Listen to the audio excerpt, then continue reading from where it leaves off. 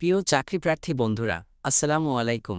BD job বার্তা চ্যানেলের পক্ষ থেকে আপনাদের সবাইকে জানাই আন্তরিক শুভেচ্ছা ও স্বাগতম। আশা করছি আল্লাহর অশেষ রহমতে আপনারা সবাই ভালো আছেন। আজকের ভিডিওতে আমরা আলোচনা করব বাংলাদেশ সিভিল সার্ভিস প্রশাসন একাডেমিতে প্রকাশিত নতুন নিয়োগ বিজ্ঞপ্তি সম্পর্কে। যারা সরকারি চাকরির অপেক্ষায় ছিলেন তাদের জন্য এটি একটি দারুণ সুযোগ, তাই দয়া করে পুরো ভিডিওটি মনোযোগ সহকারে শেষ পর্যন্ত দেখুন।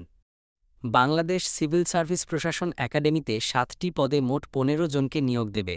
এই চাকরিতে বাংলাদেশের স্থায়ী নাগরিকগণের নিকট হইতে অনলাইনে আবেদন আহ্বান করা হয়েছে।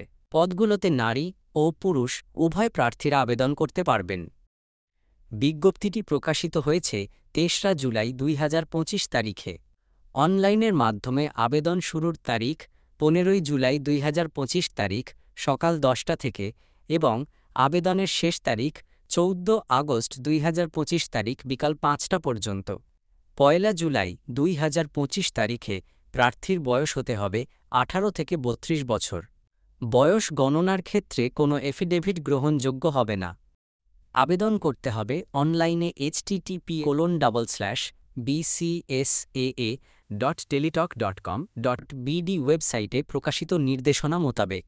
আবেদন করতে যথাক্রমে টাকা লাগবে পদ অনুযায়ী 168 টাকা, 112 টাকা এবং 56 টাকা লাগবে।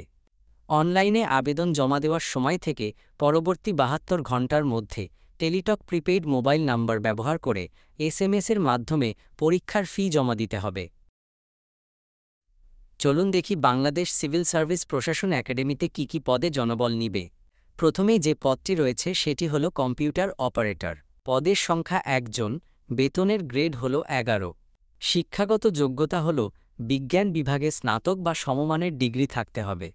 কম্পিউটার ব্যবহারে দক্ষতা থাকতে হবে। এরপর রয়েছে 60 মুদ্রাক্ষরিক কাম কম্পিউটার অপারেটর। পদের সংখ্যা 1 জন, বেতনের গ্রেড হল 14। শিক্ষাগত যোগ্যতা হল স্নাতক বা সমমানের ডিগ্রি পরীক্ষায় উত্তীর্ণ হতে হবে।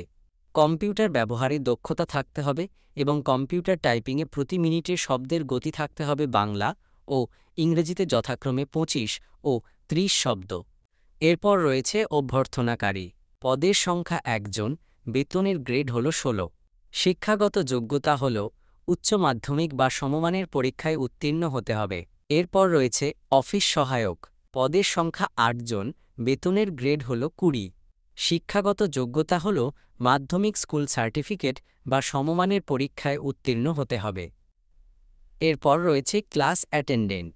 পদের সংখ্যা 2 জন, বেতনের গ্রেড হল 20। শিক্ষাগত যোগ্যতা হল মাধ্যমিক স্কুল সার্টিফিকেট বা সমমানের পরীক্ষায় উত্তীর্ণ হতে হবে। এরপর রয়েছে বিনোদন কক্ষ অ্যাটেন্ডেন্ট। পদের সংখ্যা 1 জন, বেতনের গ্রেড হল 20। শিক্ষাগত যোগ্যতা হল মাধ্যমিক স্কুল সার্টিফিকেট বা সমমানের পরীক্ষায় উত্তীর্ণ হতে হবে। এরপর রয়েছে মালি। পদের সংখ্যা 1 জন, বেতনের গ্রেড হল 20। শিক্ষাগত যোগ্যতা জুনিয়র স্কুল সার্টিফিকেট বা সমমানের পরীক্ষায় উত্তীর্ণ হতে হবে। যদি কোনো অংশে আপনাদের বুঝতে অসুবিধা হয় আমাদেরকে জানাতে পারেন। আমরা বিষয়ভিত্তিক আলাদা ভিডিও করে সহায়তা করতে প্রস্তুত। এ ধরনের আরও চাকরির খবর পেতে চ্যানেলটি সাবস্ক্রাইব করে বেল আইকনটি অন করে রাখুন। সবার জন্য শুভকামনা। আল্লাহ হাফেজ।